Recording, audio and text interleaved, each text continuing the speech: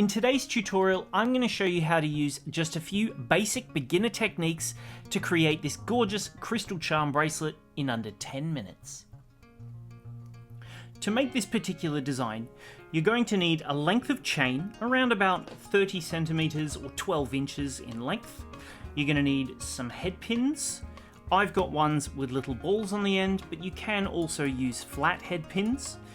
I've got some 6mm Crystal Bicone beads down here in an assortment of colours. I've got a variety of little charms, a toggle clasp, and some jump rings as well.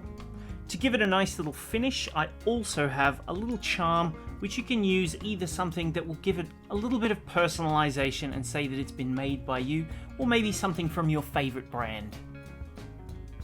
In terms of tools, you're going to need some round nose pliers like these ones here for making loops in our head pins.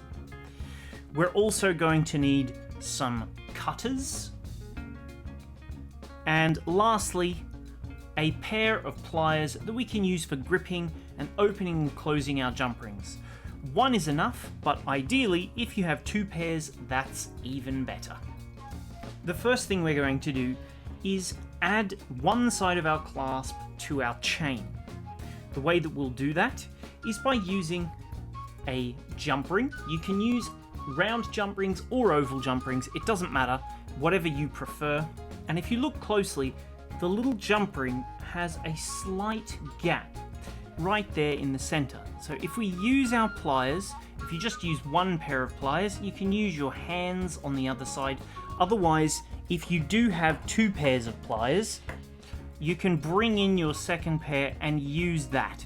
So now what we're going to do is essentially take them one direction and the other side in the other direction to open them, like that just there. We don't want to open it outwards, we want to open it sideways. This way our jump ring doesn't age and it will last much better. With our jump ring open, all we have to do is attach the last link of our chain and one side of our toggle clasp. Once those are threaded on, we can use our pliers to close that jump ring back over. I find that if you go slightly past where you need to go and sort of wiggle the two sides together, you'll get a nice, clean, neat looking finish. With one side of your clasp now attached, you can just wrap that around your wrist to find the exact point at which you need to attach the other side of your clasp. Now, if we have a look just here, I will use this last little link here because that will take into account adding my other side of my clasp with that other jump ring. Once you're happy you've selected the correct link, keep a hold of it, and we're going to use our pliers to open up the chain so that we can disconnect this part from the rest. Again, we're going to just use our pliers to lever the little bit of chain link open so that we can get it off, leaving us with the exact amount that we need for our bracelet. Now I'll just take another jump ring, and this time I'll do it with my hands so that you can see how to do that too. Just press your finger, your thumbnail, against the other side and lever it open. Now I can attach the other end of the chain to that jump ring and the clasp, and just the same as before, we're going to just close that jump ring over, take it a little bit past, and then spring it back. That's going to give us now one fully finished bracelet. Before you continue, just check that the size actually fits you and isn't too big or too small. Once you're happy with it, take it back off and we're ready to begin adding our charms and crystals. Next, we're going to start making our little crystal components. First, take one head pin and slide on one little crystal. You'll see that the lug of the pin at the bottom there will stop that bead from falling off. Now measure maybe about half an inch or maybe 1.5 centimeters and cut your head pin at that point. Bring in your cutters and for safety, cover your work and cut. If the bead comes off, don't worry, it'll just go straight back on. You can keep these little pieces for later if you want to, maybe to make into little bead components, but otherwise, if you don't want them, you can always just throw these bits away. Now that we have that crystal sitting on our head pin, you can bring your fingernail just above the bead and bend the wire to a 90-degree angle, locking that bead in place and allowing us to start creating a little loop on the top. To make the loop, grab your round nose pliers. If you want to have a large loop, you can use somewhere a bit further down the bottom of your plier. If you want to have a really tiny loop, you can use somewhere up towards the top. I'm going to go for sort of an intermediate size, so somewhere around about here. So I'm going to grab my pin like this. You can see I've got almost nothing sticking out this side. You want this pin to be nice and flush, and then these two parts to be at a 90-degree angle to the actual tool as well. Now, I'm going to roll the pin towards the work again and again until we have a nice beaded loop. There we are. And you can see just now that has a nice curve to it that we can then attach this to our chain. If your loop isn't quite straight just yet, you can just bring in your gripping pliers and just bend it nicely into position. You can also use your round nose plier to get the shape just perfect. There we go. Looks good. Now that you know how to make one of these, you can make several more, enough for how many you're going to want on your design. If we have a look at my particular chain, you can see I've got 11 distinct links that are going to be really easy to attach our charms and our crystals to. If I wanted to, I could also add them to these little central join sections as well, but I think I'll go with the ethos that this time less is more.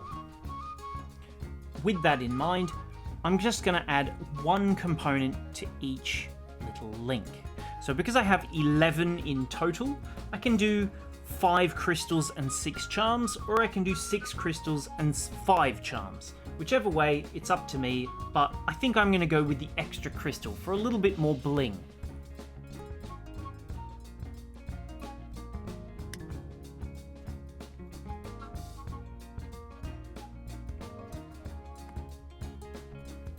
There we are, 6 little crystal components all ready to go.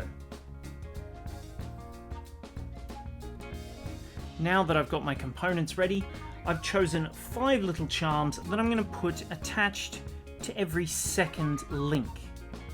So obviously, because I've got slightly more of the crystals, they're going to go on the outside and every second one from there.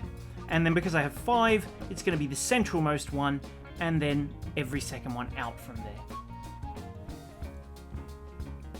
To attach the first one, I'll open up a jump ring, put on my charm, and attach that second link. Close it back up, and there's the first one. Now I'll take another jump ring, and I'm going to attach my next charm just here. So exactly the same, open up that link, attach your charm, and put it on that next link.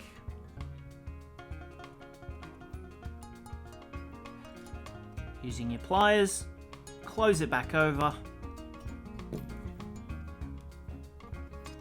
and check how it looks. As you can see, you want to make sure that your charms are always attached to the same side of the link. We're going to do the same thing now for the rest of the charms until I've got them all added. There we go, 5 charms added, and we're ready for our crystals. Depending on your preference, how you add these little crystal components is up to you. Either you can open up the little loop that you've created just here, or you can use a jump ring. I personally think that it looks quite good when you just attach it straight to the loop, so I'm not going to bother with a jump ring in this instance. If we examine one of our loops, you can see it's just touching here at the very back. All we have to do to attach it to our bracelet is bring in our pliers and open it sideways away from that loop. This will hopefully give us enough space to fit our little link from our chain in there.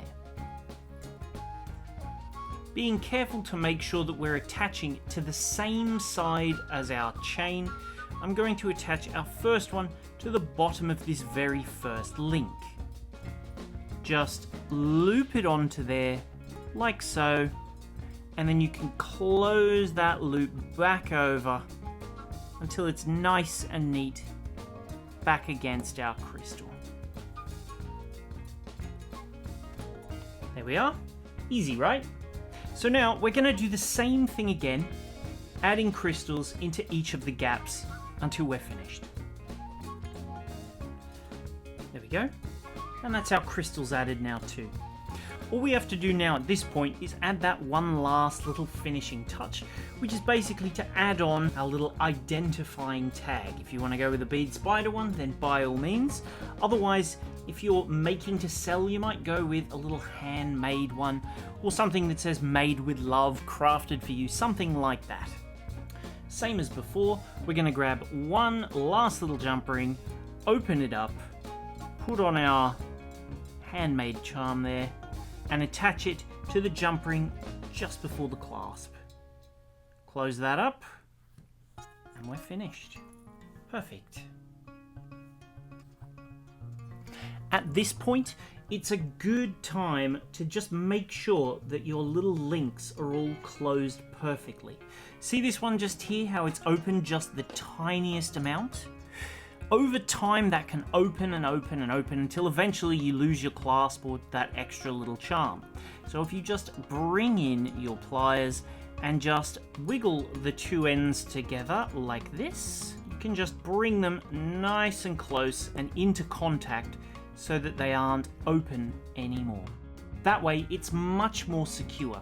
So feel free to just check over your bracelet and make sure none of the other links are loose like that one was.